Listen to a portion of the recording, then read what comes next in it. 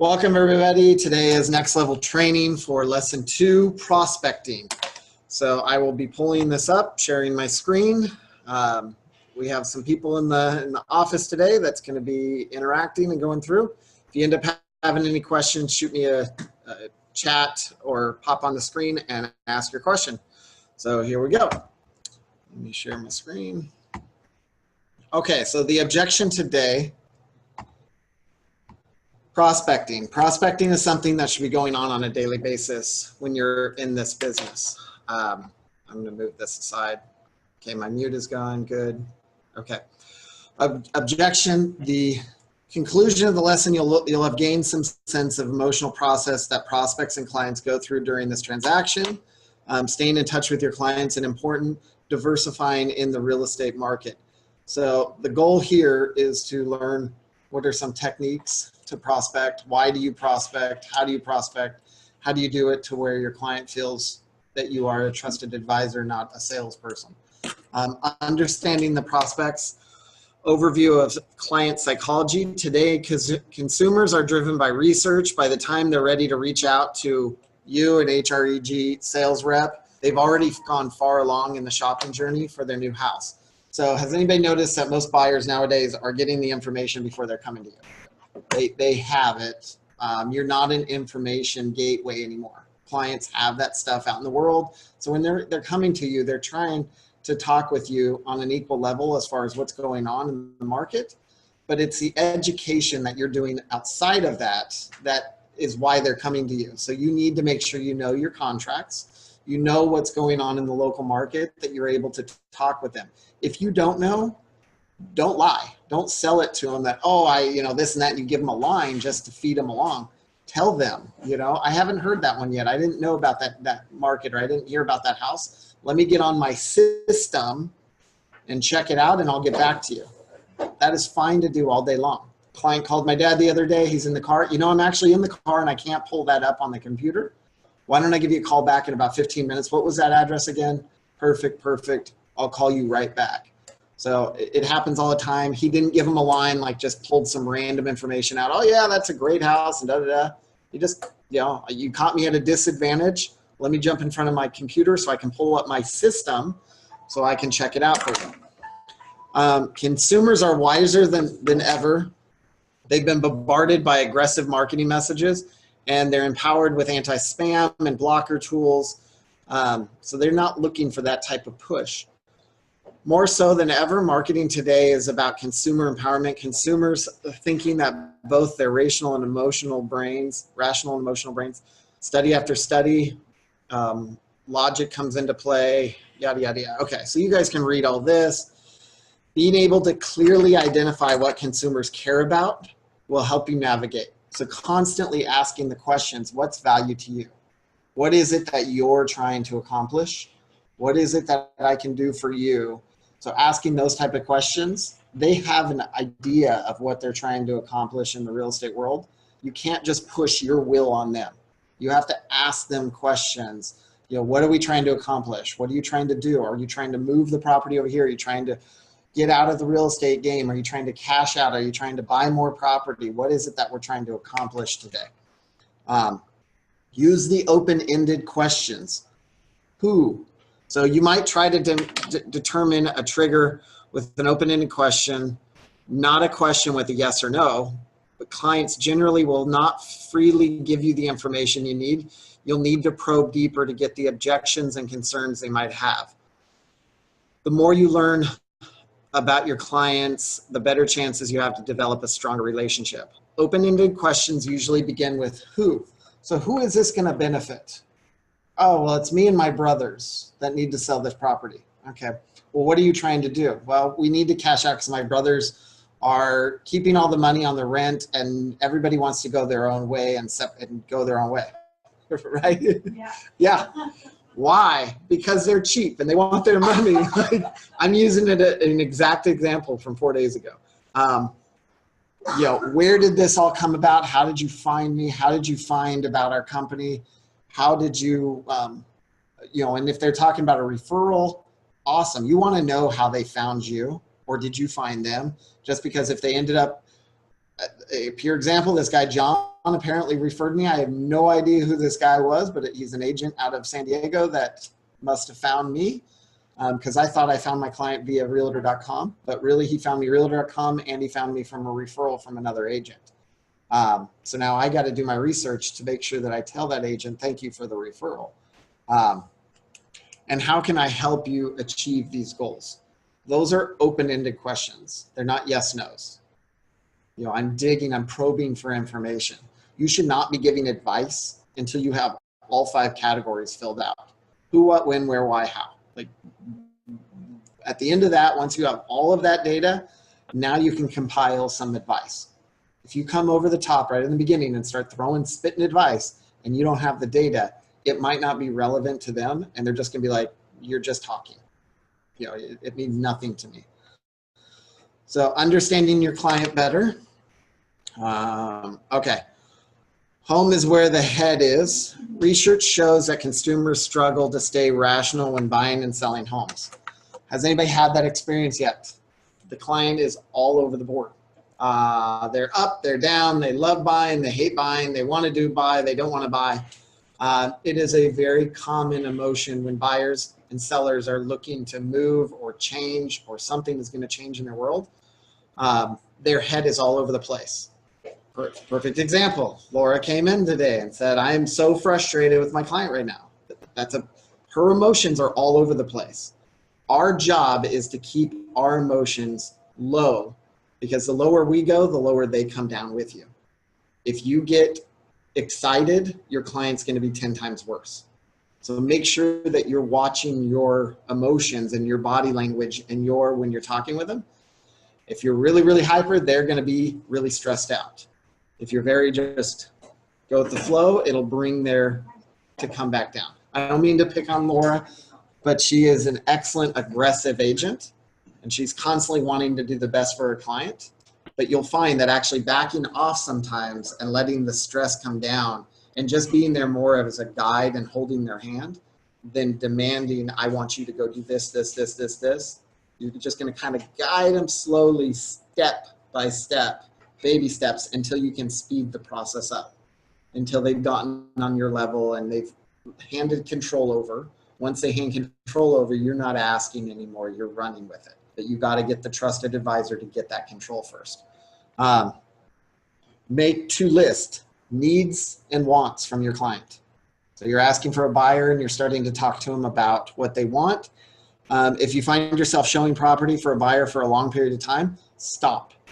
Sit down with them and go over a needs and want list. Because if you don't do that, you are going to be going from Lompoc to Paso, all over the board. That is not your job to run them around the county and look at property. Your job is to find them the house that they're going to fall in love with. So you're narrowing down the search. It is fine to start the buyer out here and you're going to send them stuff. And as you're doing that, you're probing what's important to you. Do you want RV parking? Do you want a 2-story home? Do you want single level? Do you want your master bedroom on the same level? Are there going to be kids? Are there no kids? Do you need a playroom? How big of a lot? You're probing about all this information about the house because you're starting to narrow down the search. Do you want a pool? Do you want warm weather, cold weather, close to the beach, not close to the beach? These are all, you're starting to make a list. And if you're not sure what to ask, start making yourself a list of items that are in a house. You know, master level on same floor. A lot of my clients ask about that. So this is kind of a question I want to get out the front. Stairs or no stairs? What location? What price range are we trying to stay in? This is all starting to narrow down. You can send them a broad thing. And as you send them, you're sending them one property, then you're following up with the property. But when they're looking at that property and it looks like that they like it, so they're in your system, you've sent them a property and they put a little heart around it. I like this property. You're calling them and instead of immediately going, let's schedule a showing, why don't we take some time, 2 minutes to talk about that property? Why did you like it? What caused you to click the heart? And if you're not sure what I'm talking about, it means there's an IDX, you've set your client up on a stream and you're sending them properties on a daily basis. So whenever something comes in, you've initially talked to the client and the client says, I want a 3-bedroom, 2-bath in Nipomo from $400,000 to $600,000. So you log into Matrix and you go to CloudStream and you set them up on just a broad CloudStream. Now they're getting properties from you. Now you're following up with them to make sure that they're getting properties from you. Once they've received their first property, then you're logging into your system and you're watching it on a daily basis. As properties get sent out, you now have a reason to follow up with that client. So maybe you do that once a week, maybe you do it once a day, depending on how aggressive you want to be. If you're working with an active buyer, you're going to be aggressive. You're going to be calling them every day. Active means they're buying in the first 30 to 90 days. That's an active buyer. That means you should have an Excel spreadsheet, you should have an index card, you should have that person on your phone list, and you're calling them daily to let them know, I sent you property. Now maybe you have a future buyer. Everybody you come across should be a future buyer because they are a potential lead down the road. They might not want to talk about real estate now, but they might want to talk about real estate in the future. You could set them up on a campaign that sends properties to them once a week. So you're not bombarding them with stuff. And you could just ask the simple question of your hairdresser. So what type of property do you like? Oh, well, I like properties in Napomo. We've always dreamed about having a 2-story in the Atascadero. I'm logging that in my mind. Awesome. Well, what if I set you up on my campaign that I shot you properties once a month just to get you familiar with what's going on in the area? Is that something that you'd be interested in? Sure. Well, it's free service. That way I can stay in touch with you. And if you ever have any real estate questions, reach out to me. That's a future buyer. That's coming home, jumping on my computer and setting up a stream, but not setting it up in real time, which means the moment it hits the market, it goes out to them. I'm setting it up in a weekly time where I only send them 1 email a week. But in that email, it'll have all the properties that came on the market that week. Eventually, they will reach out to you and start talking to you. Hey, I saw a property you sent me, had a couple questions about it. Boom, now you are converting that future buyer to a potential active buyer, depending on what his question is. Calls you and says, oh, I have a question. I see this property. It's been hanging out. What's wrong with it? Why are you asking? Oh, well, my family is starting to think about moving. I'm going through my 5 whys. Okay, so this is, how are you thinking you're going to do this? Are you thinking like when? In the next 60, 90, 120 days, 6 months, next summer? Who's this going to affect? Oh, it's going to affect my whole family. Why? Well, my daughter's moving out, so now we're thinking about downsizing. I'm going through all my 5s, and I'm taking notes on why. And I'm always using my 5 whys or my 5 questions to go back to reiterate their motivation. Because they're telling you what their motivation is. You need to remind them as you work with them, hey, you remember, we got to find a place because your daughter's moving out of town. So we need to find a place, and that's our why. We always want to keep remembering the why.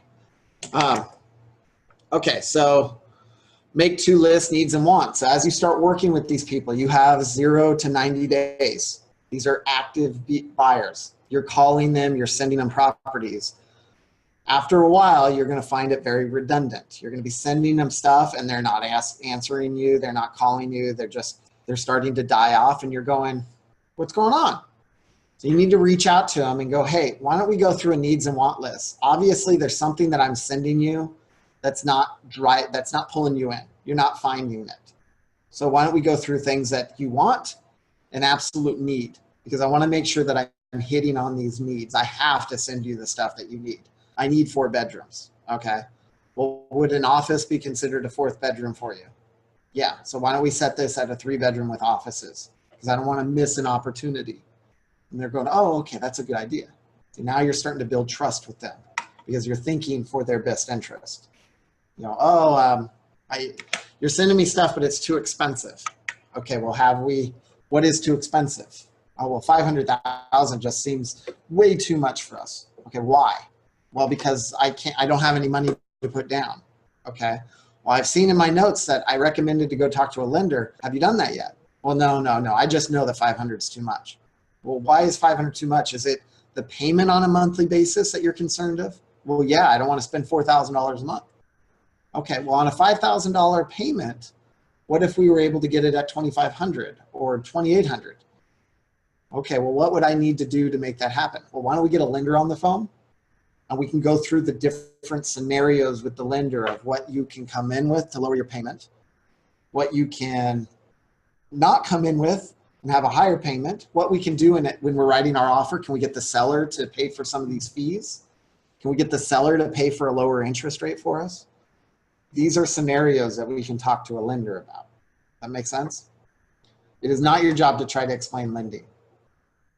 You got to know the basics, the absolute basics. Like someone goes, oh, I don't have a whole lot of money down. Your brain should instantly go, first-time home buyer, FHA, conventional loan with 5% down, USDA, 0% down. Like it should just start running through all these different loan programs that potentially could work for a first-time home buyer, someone that doesn't have a lot of money to put down. Or you're a veteran, or FHA with a grant behind it. Like these are all things that, hey, talking to a lender and saying, great question. If I get a first-time home buyer that doesn't have a lot of money, can you just give me a brief overview of a couple loan programs that typically work? Awesome. If I have a buyer that has a lot of money, what's a lot of money? Let's say 10%. 10%, can you briefly go over a couple loan programs that might work? I have a buyer that has a lot of money, over 20% down. Can you go over briefly every loan program will work for that buyer? But at least they can give you some basic guidelines to go off of. That you need to have in your arsenal. So if you don't have those type of guidelines, you need to set an appointment with a lender. They'll probably take you to lunch or they'll meet you for coffee. And literally you can have your checkoff list and be like, first time home buyer, give me 3 programs that I can at least talk to about that are very common. Great. Conventional type buyer, give me 3 programs. Get those 3 programs, understand the guidelines, have them send you the guidelines so you can look at it and be like, oh, their loan to value ratio. You know, what's the max they can borrow? What is, if they wanted to do $1 million, what loan is going to work for that? If they're a first-time home buyer, what's the maximum they can borrow on FHA? Does anybody know that? No, I don't either. Yeah, they have a non-conforming cutoff rate of 417, 443. They raised it. Between the high 4s, low 5s range, you're starting to be concerned that maybe this first-time home buyer program might not work for them, or let's definitely talk with a lender that we're not out of the park for FHA and we might have to shift to conventional because then we go from conforming, non-conforming, and there's different programs. These are basic, these are pretty much basic questions that you need to be able to answer just on this level alone. Yeah.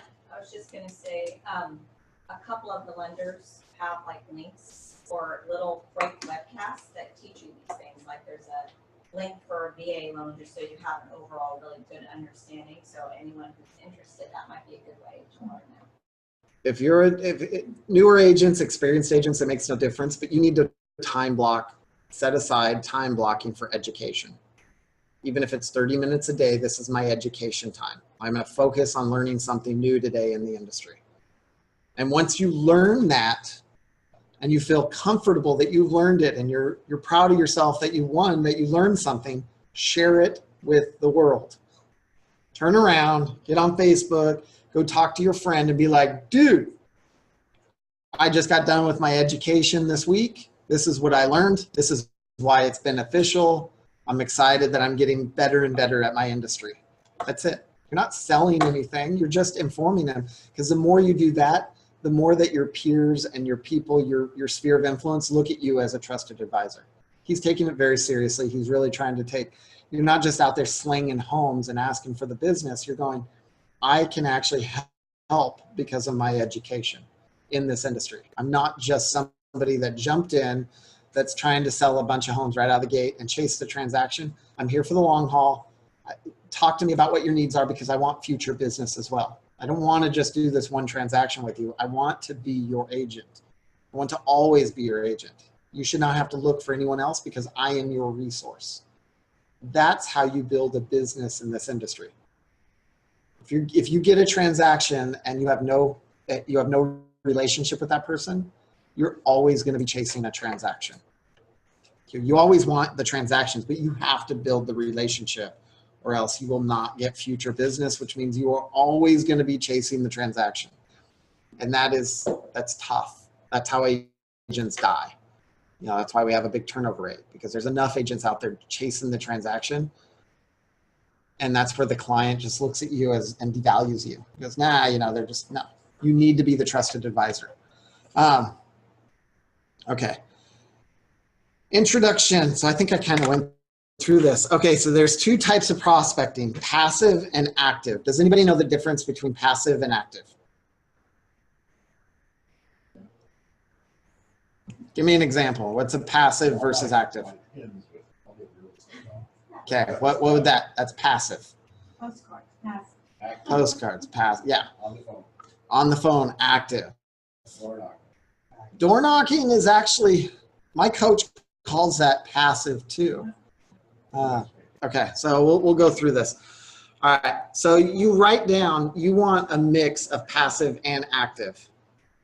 So, all right, so take your marketing. You can't always do passive marketing and think that something's gonna happen. You need to have a balance between passive and active. So you're coming up with some sort of campaign and you're doing the pins, the swag, the knocking on, you know, sending postcards out, walking around with market analysis, giving comps out, like those are passive things. Making phone calls, you have to be making phone calls. Even if you can't talk real estate, you just have to get on the phone and call and say, oh, by the way, I learned something in my education class. Can I share it with you? I mean, you're just making small talk at this point. Ending the phone call always with, oh my gosh, thank you. You know, hey, if you know of anyone or if you have any questions with real estate, you know, think of me. It's called top of mind. You're just making yourself in the top of their mind. And that only lasts for a little bit and then you die out just like every other ad, because that's what you are, is a walking billboard. And then you have to do it again to stay in front of them. Why some agents earn 6 figures of income. Why is it that some agents consistently earn 6 figures of annual income while others are putting the same hours, struggling each month financially to earn ends meet? The simple question is, 6-figure income agents understand the importance of business development and never forget to ask for referrals. Once you have that relationship, they know that your business is real estate. They know that in order for you to succeed, it's because of clients that they refer. And the reason why they're willing, your clients are willing to do it, is because you did a good job for them.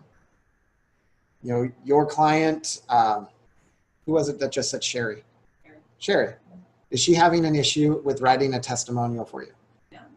Okay. Did she even question why she would write a testimonial for you? Does she understand why it's important to you?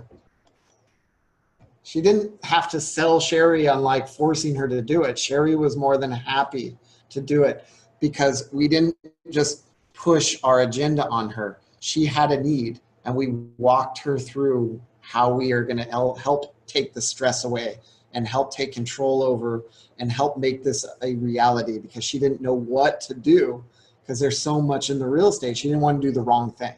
So she relied on Laura to help her guide her through this. And so far, Sherry is very happy. She's happy she chose us. And now she wants to share that with the world and give a testimonial for that. Sherry didn't just come to Laura and say, can I do a testimonial? Laura, did you have to call and say, would you mind doing a testimonial for me? You did. Yeah. How many times have you had to call to ask for it? Well, right when I sat with her and I was showing my PowerPoint, I said, well, when this transaction is done and you're happy, I would like to add that to my PowerPoint. So it was even before your contest. Cool. So I would say 5 times I've had to. And I still am going to need to go sit and hold her hand and walk her through. You will. So is that being pushy? No, it's being efficient. It's like, you know, it's help. Yeah. I mean, she's willing to do it. She just might need help doing it. Now, when is the best time to ask for referrals? Anytime. When they think you're great. Anytime. Middle of the transaction. That's the answer. The high of the transaction. You want to get a 5-star review? Do it when they love you. Don't do it we do it at the end just because it will happen. And we have a system in place that when you close the transaction, we're definitely, as a company, we're asking for it. But as the agent, when you're at the height of your transaction, you can feel it. They're like, oh my God, Bobby, you're awesome. You nailed it for me. You took the listing, maybe you nailed it for staging. And they're like, wow, my house looks beautiful. thank you, this is awesome. Hey, do you mind if I get a testimonial from you? Because they love you at that point. You will always get a 5-star at that point. At the end of the transaction, they are so burned out from real estate. They're done. And you're asking for a review and they'll be like, he was a great agent, send. There's your testimonial. I'm freaking done. Oh my God, that was, or it is a roller coaster. And at the end of the transaction, you might have some hiccups because the close date didn't happen exactly the way it was supposed to, because there were some hurdles that we had to jump through at the end. And all of a sudden, them loving you goes to, yeah, you did an okay job on we closed. I'll give you 3 stars. Like, dang it. But literally a week ago, they thought you were a 5-star. I mean, it's that fickle. So the best time to ask for reviews, in the height of the transaction. That literally might be the beginning of the transaction when you first go on the market and you start doing your property premiere. And all of a sudden they went, wow, you really freaking nailed it. Great. Boom. Get a testimonial there. Get 2 testimonials, one from the husband, one from the wife. Testimonials are ways that when buyers are out there searching, and they do, they look up they go to our website and they look at you online, and they look at your website online and they see report cards. Someone that has no testimonials, they can't determine whether or not you work for them. Like if you're good. Yeah. Would be contentious to have some already written up under different scenarios. I used to do this Heck no. in the medical industry. People hate writing. Just pull out the right one and say, "Will you sign this?" Well, you want to push it through Real Satisfy, because then you have a dialogue, like, and that way, if you ever need to post it anywhere else online, literally you can just sync, click, and be done. Stuff like you're talking about, if you have a paper testimonial, now you have to scan it in, you have to go to all these other sites, and some of them have their own, you have to log in and this and that, so all of a sudden you're dead in the water. So the only one that's ever going to see that testimonial is if you're literally sitting at the kitchen table and you slide it across.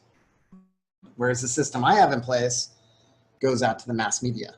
So that's why you want to push on these type of third-party companies that are already integrated. Okay, understanding the role prospecting plays in selling process. Prospecting is a foundation for a solid selling process. So I am to this day still prospecting. Prospecting means that I have a network and I have utilized my network as best as I could. And now I want to get some new blood going on in my business. I need to go prospecting. I need to find a way to get into another network. Networks can be anything from social groups to works to people you do business with to, I mean, there's a list. Your mindset really needs to change at the moment you step out in the world. That is a potential network. And it's not, oh, I have an agenda. It's, they might have a need. I just need to let them know what I'm doing. Go buy some tennis shoes that say I sell real estate. Buy a hat that says I love real estate. Buy a shirt. Yeah. I just want to share something because I've been resistant about renewing that and doing all the things that I know make successful representative. And I know those things, but I have to say I haven't been doing it. So the name tag thing, I had a garage sale this weekend. I put my name tag on. So this guy starts talking to me. He says, "Oh, you're a realtor?" Yeah. Oh, and now he says, "I have this place in Arroyo Beach. I think I know it's about 5 and a quarter. That's more so than that." And I'm thinking, you signed that and exchanging it for something for the beach. So now I'm going to have, a listing presentation along with maybe the sale of the house. But I didn't do anything.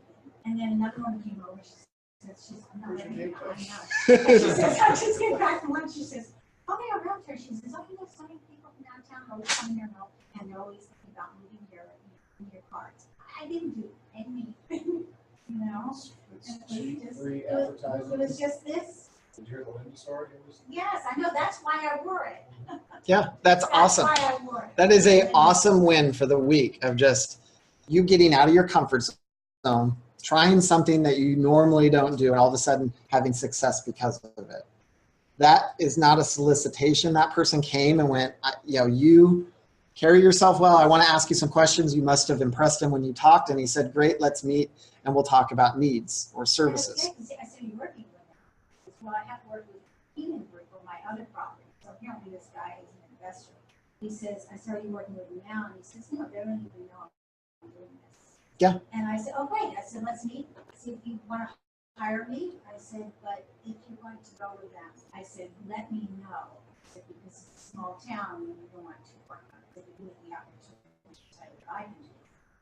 So he's like, Did he appreciate that? yeah, he did. He really appreciated it. He said, I'm not going to barrage you every day. He says, no, I don't want that, and I get the impression you're not. Good for you. So, Now that question she asked, I pushed myself. has anybody heard that question before? Are you working with someone? That comes from our scripts that we read. There's questions, objection handling on our scripts. Why do we do that? Just to have it fresh in our brain, because when opportunity presents itself, that is potentially $15,000 that she just sat down and is going to meet with. That is one more transaction, possibly two, on her profit and loss at the end of the month or at the end of the year for her business. You know, it doesn't take a lot of clients to be successful in this business. 10 transactions, 100 grand. There's potentially two right there. That's 20% of her business for the year long that she did because she wore a name badge. That's where sourcing your business goes, what works and what doesn't work. Well, name badge, check one for the win. You know, doing postcards and then this, I got 3 leads, like I got no leads. You know, you have to be sourcing your business because this is a business. If you're not doing those sort of activities, you don't know what's going on in your business. You're coming in, you're sitting, you're twiddling your thumbs and you're wondering, when's my phone going to ring? You have to make your phone ring. You can't just assume it's going to happen. Either passive or active marketing. What are ways to do that? Active, calling past clients, calling people in your sphere of influence, calling expireds, calling FSBOs, cold calling for listings and sales, and door knocking. So you have it as door knocking on doors. Those are things that don't cost you money and could potentially, I'd even put passive is wearing name badge. Passive marketing, mailing, calendars, trinkets, setting up websites, joining service organizations, wearing a name badge, placing magnetic signs on your house, sponsoring community events, doing floor time. Floor time, I think we got 1 walk-in so far. Now I do have the little thing on the website that says if you want to be the operator. So people on the website, it pops up, says, do you want to talk to an operator? I get probably 2 of those a week that just say, hey, I'm asking about those type of properties. If you want to be the operator, tell me. I can easily assign your cell phone to that, and you can be the operator for the day or 2 days. You just have to be, it's from 9 a.m. to 9 p.m. And if it comes in like a text message and it says, hey, I got a question about this property, and you're just, oh, well, let me jump. I'll get right. Let me get in. You can't tell them you're not in front of a computer, but, oh, send me the address and I'll pull the information from you. And you got to be able to be ready at a moment's notice to answer questions. The problem with that is if you don't have flex Santa Maria, a lot of the leads come in from Santa Maria, and I never click on those. I agree. I was getting a lot of leads from Santa Maria, so I actually. Now, Santa Maria is realtor.com. I pay for zip codes on Santa Maria. If you get a lead and you don't know, you can be referring that lead out.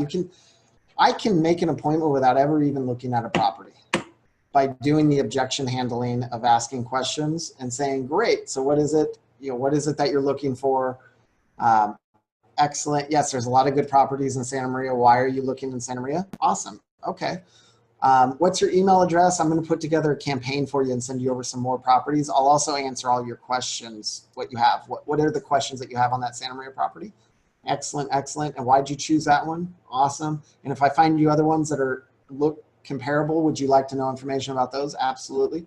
Great. And what is your buying process? The next 30, 60 days, tomorrow? Okay, great. Great. All right, I'm going to get that over to you. When I send you over it, we can set up a time where we can go look at those properties as well. That's going to be our best bet to get a feel for stuff. You're going to push for that first appointment right out of the gate just so you can make a face-to-face. Then you're going to slow down and try to build a rapport with that person. But if they're like, I just want to know the price, I won't even give it out sometimes. Because the moment I give it out, it's a dead lead. I need to probe for information. And if they're not going to answer my questions, I'm not going to answer theirs. Because you give the information out and they go, thank you very much, click. Well, that was a waste of time. So I need to get some engaging. And I'll even be blunt with people. You know, this is information that normally I give to my clientele. Are you working with other agents? Are you looking to be working with an agent? Have you hired an agent? Would you like to know what I do to help my buyers? No? Okay. Good luck to you. If he doesn't want to work with an agent, that's fine. But I'm not going to give him my secrets and tips and tactics and help him along his way, because that means I'm working for free and I'm not his consultant. I'm not running a charity, I'm running a business. Are you wanting to work with an agent? Do you need representation? Yes or no? Well, I probably will. Right now, I'm just kind of feeling it out. Well, would it be worth your time if I can show you a streamlined way to find the property you're looking for quicker and faster than what you're doing? Is that something you'd be interested in? Yeah, great. So why don't we meet for 10 minutes and I can show you what I do to help my clients find property. Because what you're doing is what everybody in this market is doing. Have you found that you've been getting beat out and by the time that you're ready, you already missed out? Yeah, why don't you come and talk with me? I can help you, show you what our system is to help you get into a home. Don't give them the information. Tell them what you expect. Okay. Dave, the way that he was carrying on this dialogue, he's getting a lot of just from Tom Ferry. Tom Ferry is having a huge conference on his new agents. That's true. Yeah, he's got, I mean, he has an amazing approach. And honestly, that's why I'm going there, is to come back, because I can already feel my level coming down from the last time I went to San Diego. I need a recharge. I need a recharge. This business is tough. You're out there, you're constantly pushing and pushing, and you kind of get beat up a little bit. You go to those type of events, you get some great ideas, you get great tips, you come back, you're fully charged, and you're like, I'm ready to take it on. I'm ready to take what I learned and put it into action, let alone it's something fresh that you get to talk to about people. I was just in Vegas and oh my gosh, there were 6,000 people and they all had these great ideas, and I can't wait until I get to try this property premiere.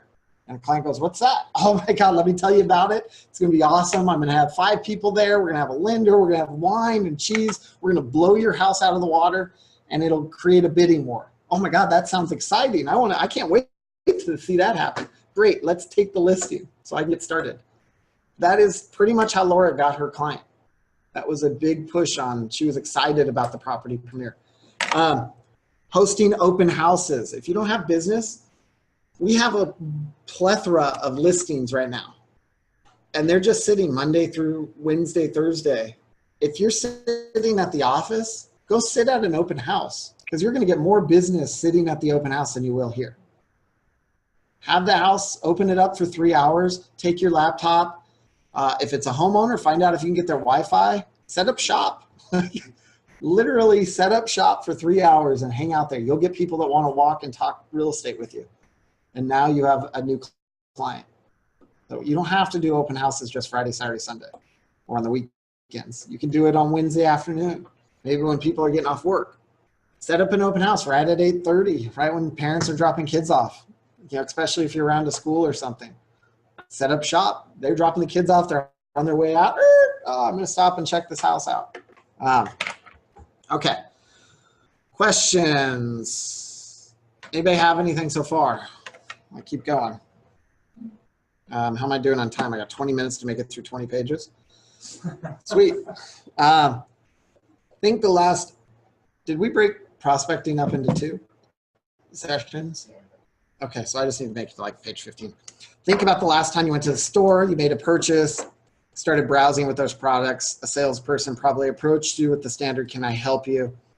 And you may have responded with equally, no, thanks, I'm just looking. Chances are a good salesman would have left you alone after that, like very likely assuming you weren't generally interested in purchasing.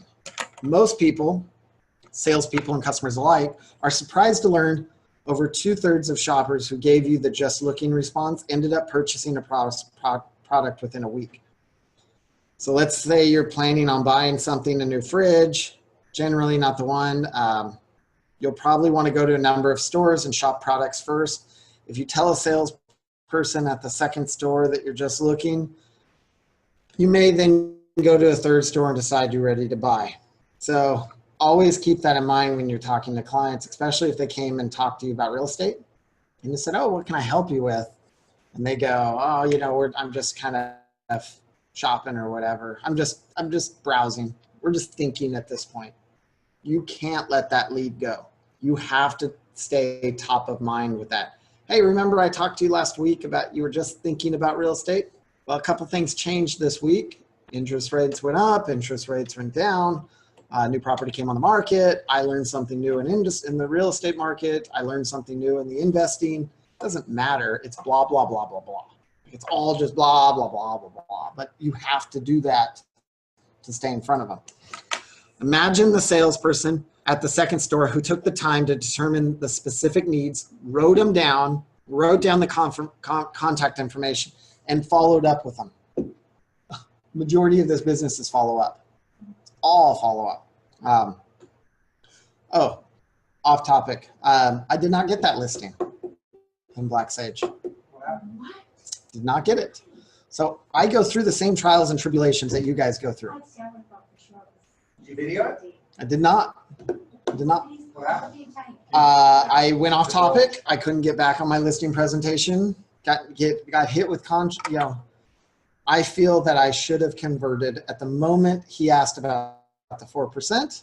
The moment I said, look, if you agree to sign with me today, I'll agree to that term. That's what I should have done. What I did is said, yeah, no problem. So, go, let's talk to the brother. We'll get this signed, no problem. And I let him go. He wouldn't give me an excuse. So what is my follow-up? The reason why I'm saying this is because I had a follow-up. Even though I didn't get the listing, I still sent a real satisfied survey called the Lost Listing Survey. Can you give me some input on what I could have done differently, or what changed from the time that I talked to you till you talked to your brother that I didn't get this business? I mean, I'm really surprised. I was bummed. Was it 4%? What he wanted? No, he said, if I send you the buyer, I have a list of people that have shown interest in buying my house. If I send you the buyer, so you don't have to market it, it's not your buyer, it's literally on my list. Because that's what I told him. If you give me a list prior to us going on the market, I'll honor that anyone that's on that list is your procuring cause, and therefore I will represent them and you for 4%. Because I didn't have to do anything for this buyer. And at the end of the day, if that buyer is a for sale by owner, represents himself, I'm going to end up having to do his work anyway. So ultimately I looked at it as I just got a 3% listing to 4% listing. I'll accept those terms. Now what I should have said is, if you sign my agreement today, I will honor that 4%, and you can give me the list and we can write it in here. You know, David, I thought his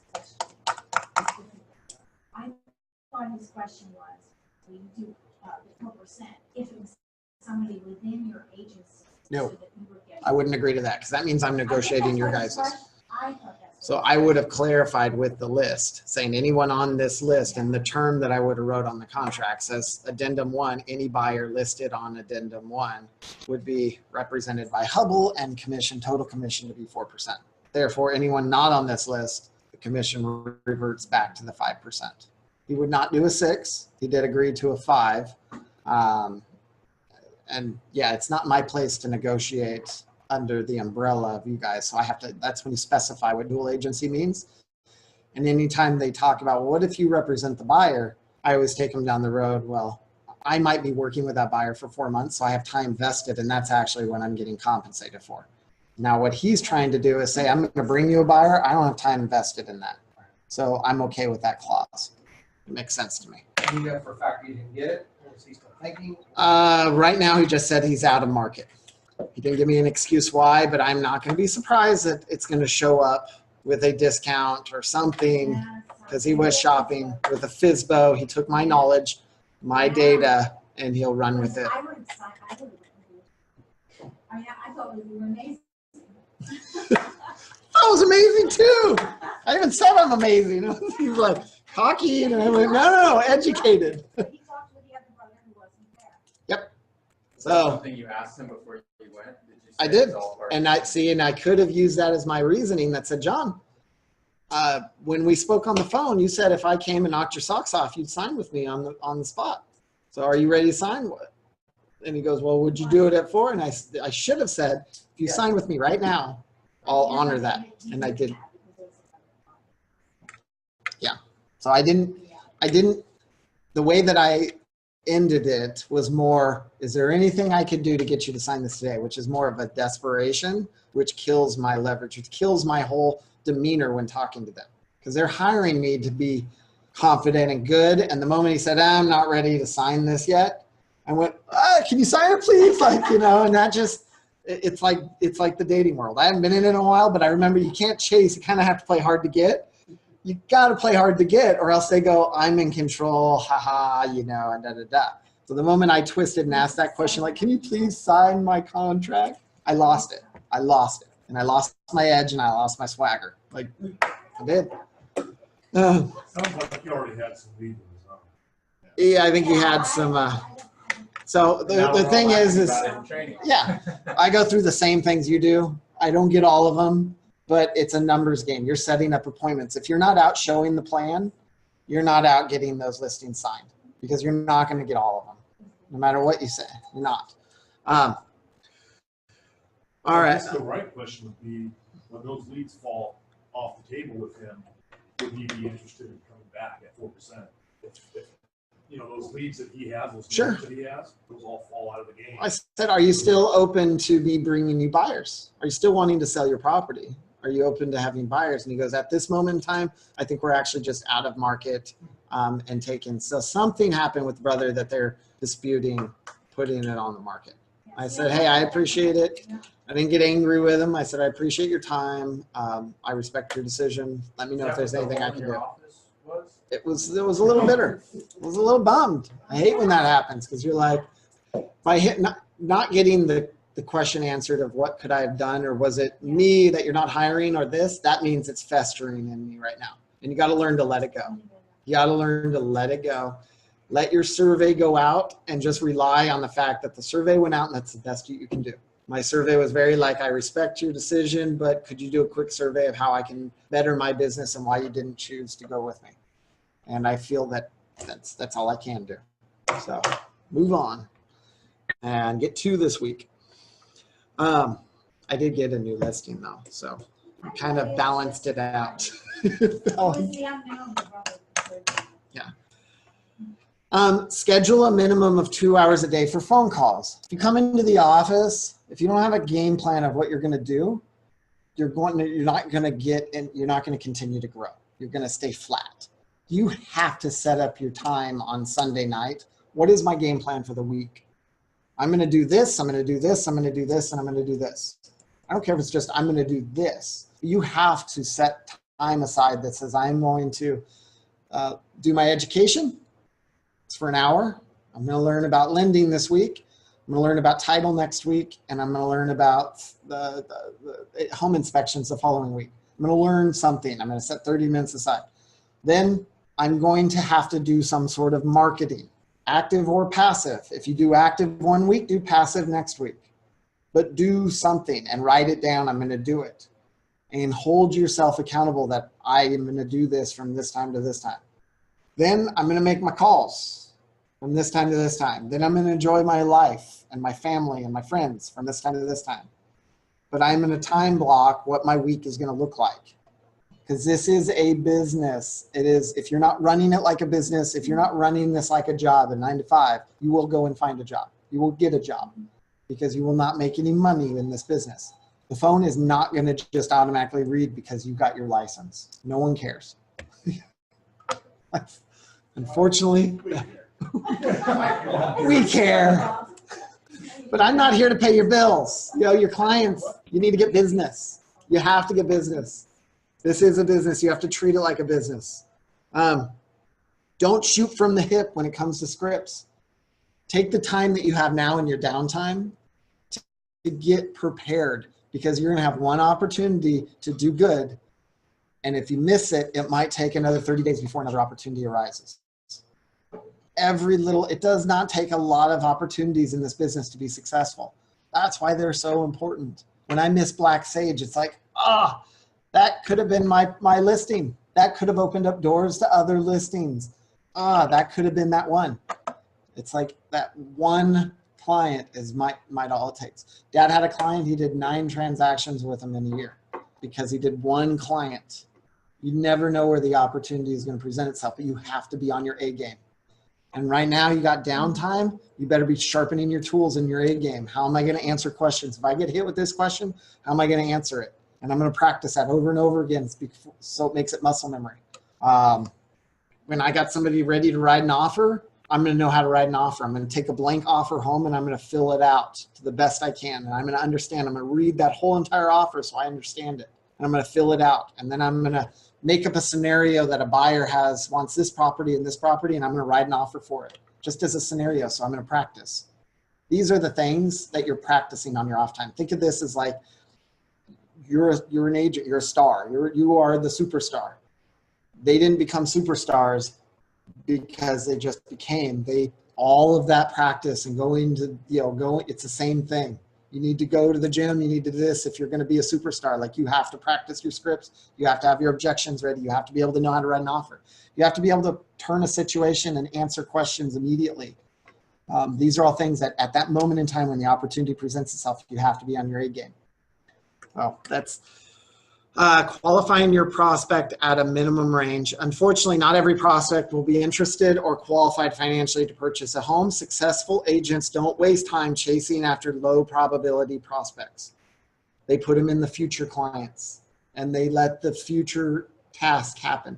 It might be on your call list that you're like, I'm making my calls once a week or once a month, or I'm sending them a birthday card, but you're not chasing property for this person that's not qualified to buy because they have a dream. A lot of people out there have a dream, but they don't have a game plan of how they're going to accomplish that dream. Your job is to make sure that their pipeline, their dream is feasible.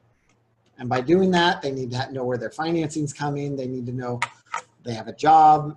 Do they have their tax returns set up? Are they prepared? And if they're not, you need to push them onto how they can get prepared. Give them a timeline, but give them homework. And if they don't accomplish their homework, your job is you're calling them and just, how you doing? You staying on it? Okay, no problem. Yeah, I'll reach back out in a week. Let me know when you're prepared. I'm not chasing that client.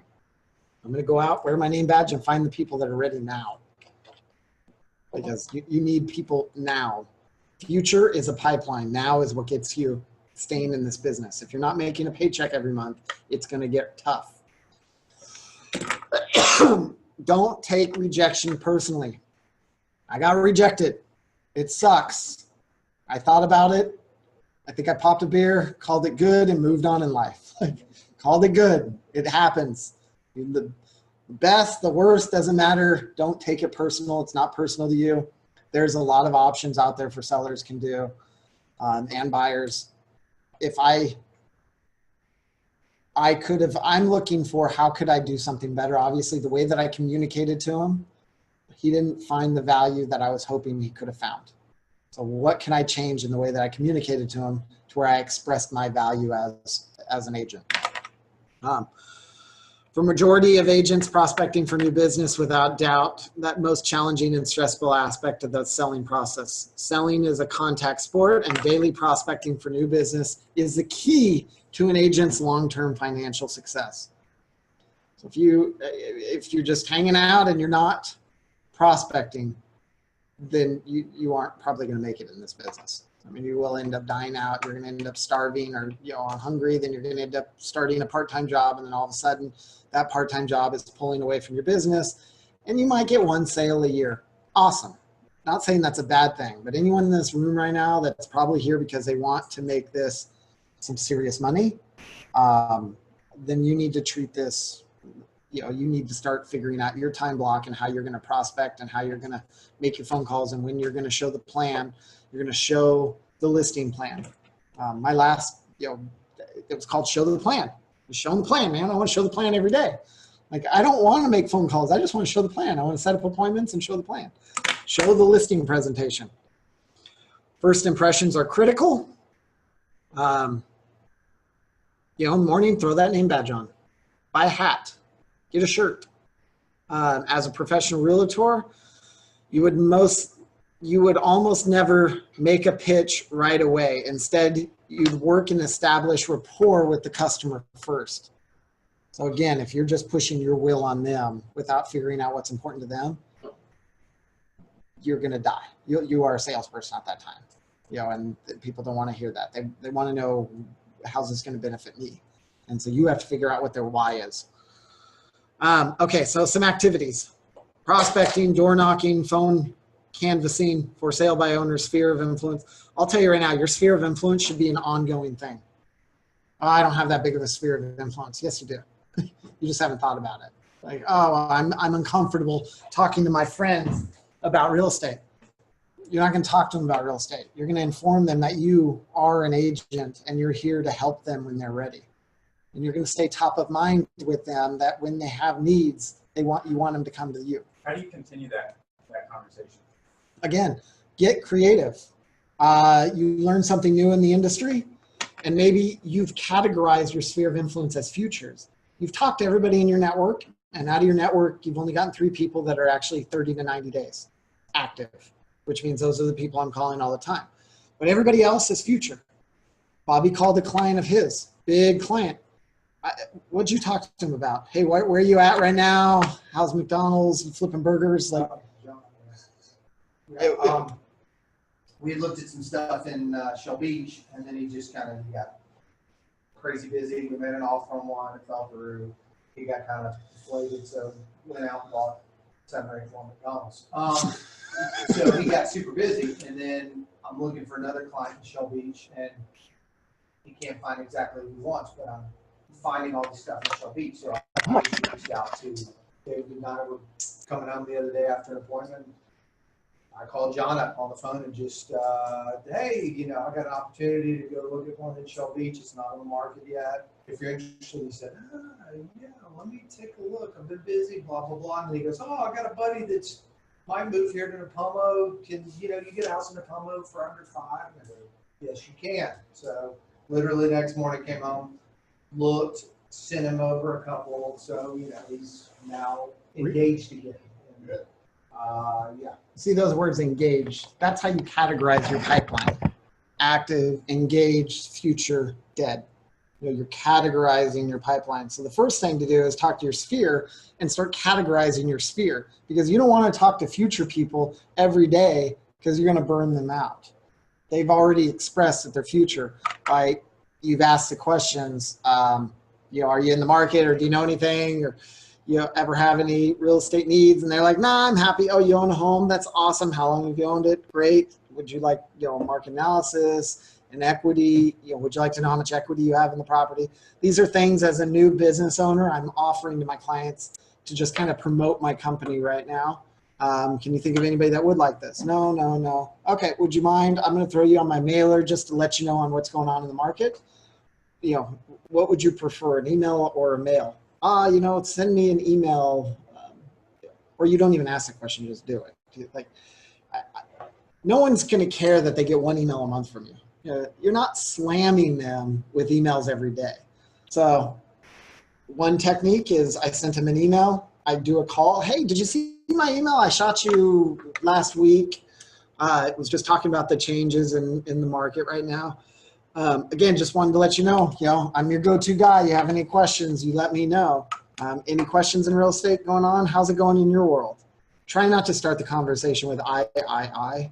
Try to start the conversation. Hey, haven't talked to you in a while. Just wondering what's going on in your world. Last time we spoke, I was kind of just getting my license in this, but I just wanted to follow up on what's going on in your world. How have you been? Anything changed since the last time I talked to you? No? Cool. Did you notice I got a haircut? You're just starting small talk. Talk to them. They're your friends. Talk to them. Hey, I haven't talked to you. Shoot, I reached out to my buddy Mike because I saw him on Facebook and he posted something cool about real estate in Sacramento. I just reached out to him just because I hadn't talked to him. And then I'll probably end the conversation today with Mike. When those people are moving from Sac down to here, you're going to send them my way, right? And he's probably going to say, when those people go from here to Sac, you're going to send them my way, right? Yeah. People don't go from here to Sac. That's how I'll probably end up saying that. Mike, doesn't happen that way, buddy. Yeah, exactly. And I'm only doing it for 5%. So send them over.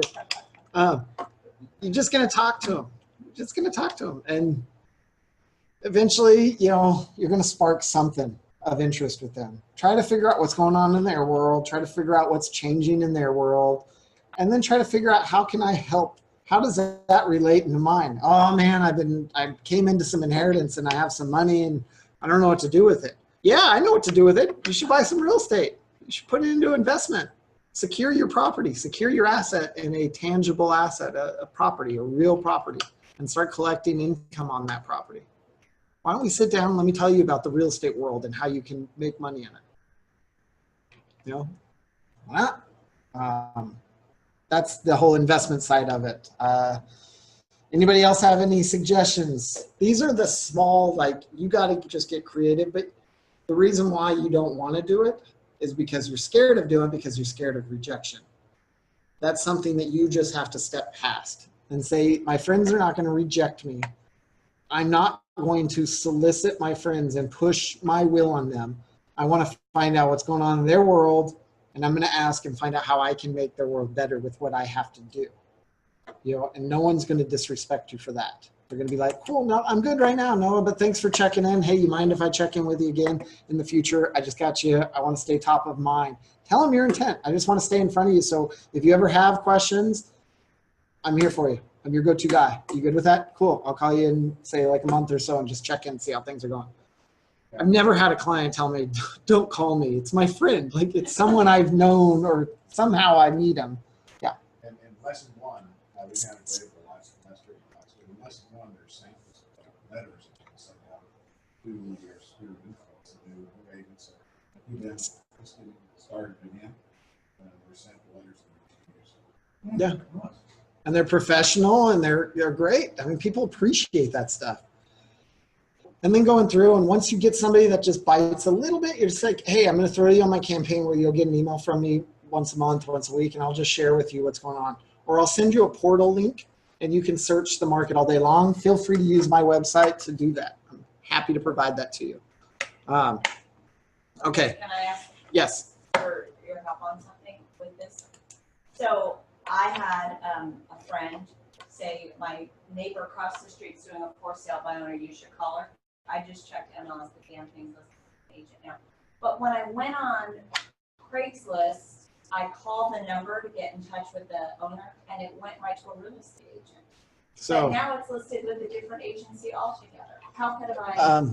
okay, so right there is a negative in our industry.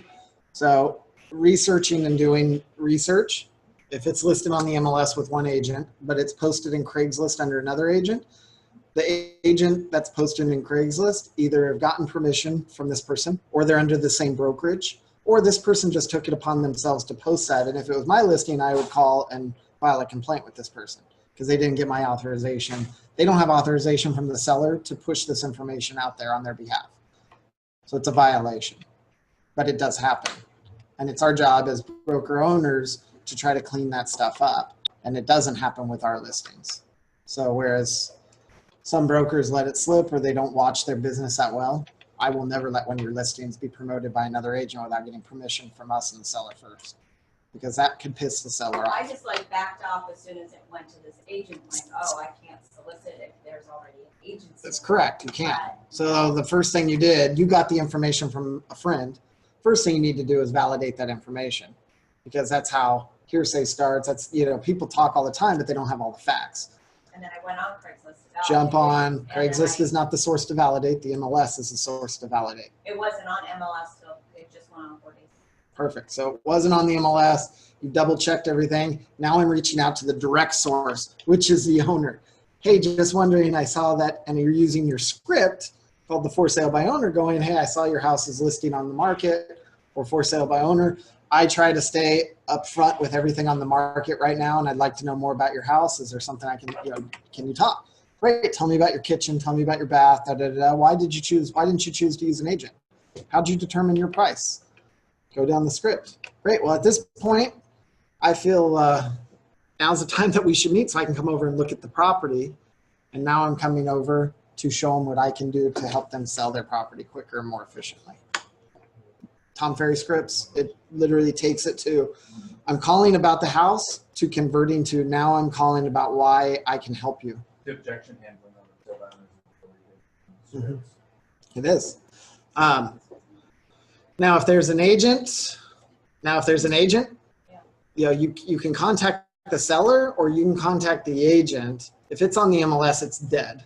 But if it's on Craigslist, you can still contact the seller and just say, I'd like to confirm, I saw your listing on there. Are you working with an agent or is this a for sale by owner?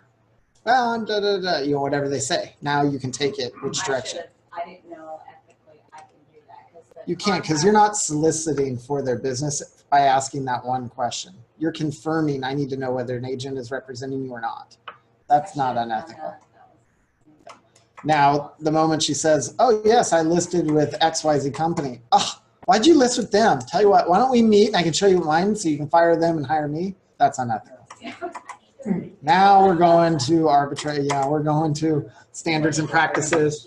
And to be honest, your broker owner here, I wouldn't support you. I'd say it is a violation. We need to put you into some training because that's not allowed. You should know better than that. And I would support slapping you on the hand on that one. So that is the unethical part, is soliciting business that's already with an agent. Asking questions like, are you with an agent, is not soliciting for business. It's getting information. Yeah. There was one scenario I had heard, it surprised me. I thought it was unethical. So if you ask somebody if they're working with an agent, they say yes. And then the other agent says, well, if I show you some properties, would you want to? Now on buyers, it's important because this isn't a common practice. So it's important that you follow up with the additional question. So you're hosting an open house, client walks in, oh, are you working with an agent? And they say, well, yeah, and you can hear the hesitation in their voice. Okay, yeah, that's awesome. Let me show you around. So you said you're working with an agent. Are you exclusive with that agent? And they go, what do you mean by that? Well, did you sign an exclusivity, a buyer agreement form with them? And they go, no, I didn't sign anything with them. Now they're fair game. Yeah, but I thought that was unethical. Nope. For a realtor. Nope.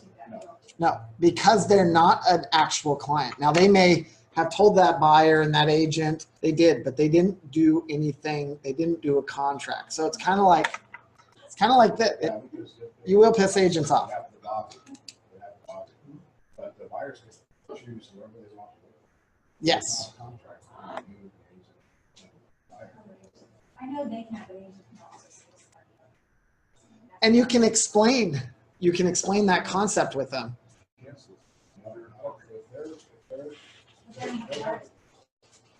Which they don't have the buyer's agreement. Well, that's what I'm saying.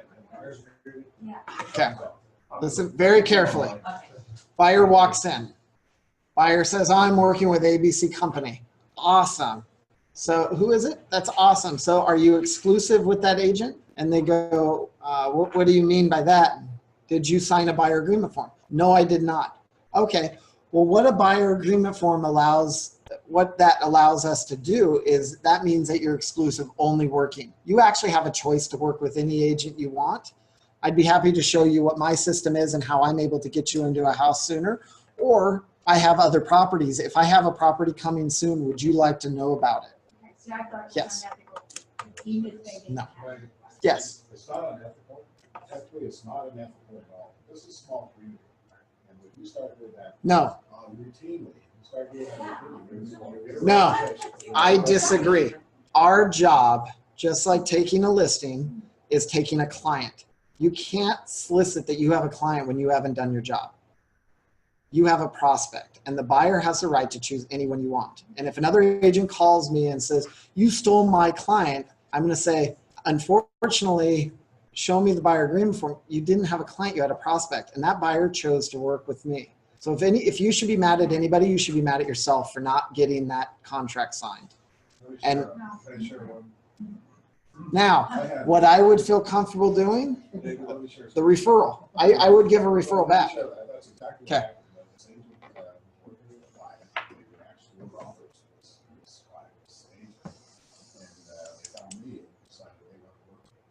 So, yeah, it's a small community. Yeah. So I call the agent up. I say, hey, it's this work for me. Sorry, I will give you. That's not required, but it's, you gotta build that Yeah. reputation in the community. That's a choice you make in your business. Now, if I truly feel that this agent did everything, worked with this client, wrote offers, and for some reason they have a personality conflict and the buyer just decides, you know what, I'm done. I wrote 3-4 offers with this person. I gave him a shot. I'm done. I'm going to go work with you. Then a referral would be entitled. I feel I would call that agent and just say, it's a judgment call. It's 100% judgment call because you're not entitled to do any of that. Now, with that said, if they have a buyer agreement form, you know, I am happy to talk to you about this property, and I will contact your agent, or have your agent contact me, and you're done. 99% of the time, the buyer agreement form will never been signed. And that's why it's important that you ask the question, because if it's not, you can blatantly explain to the buyer what that form means, why it's okay that the buyer can choose anyone. Well, I've really been working with so-and-so at so-and-so company. You know what? I respect that, but there are things that I do differently from my clients. If I'm able to show you a property that's coming soon, is that something you'd be interested in? Would you like me to follow up with you on that? Well, absolutely, yeah, I would. Okay, great. Now I'm starting to build a rapport. And then when I do that and I follow up, it's, hey, I don't do business this way. I look for clients that want to do business with me. If I continue to work for you, I'm going to expect a loyalty contract. And so this is, I kind of dangle the carrot and then I cut it off. And if they're not willing to give me a buyer agreement form, that means they're most likely willing to jump ship just like they jump ship on the other agent. And I got to be cautious about that. Doesn't mean I'm going to cut them loose altogether. It means that I'm not going to run around and show them properties all over the county until they've committed to me. Even if it's a 30-day commitment. You've hired me for 30 days to find you a property. I'm going to work for you for 30 days, but I'm not going to work for you unless I know that you're committed to using me. Buyer agreement forms are just as powerful as listing agreements. You don't solicit another person's listing, you don't solicit another person's client. But if they don't have a contract, they don't have a client, they have a prospect. They have a friend. They have a lead. Okay, that's all I got. We ended on page 11, so we'll start up on repetitive touches on page 12 on Thursday. Thank you. Yeah.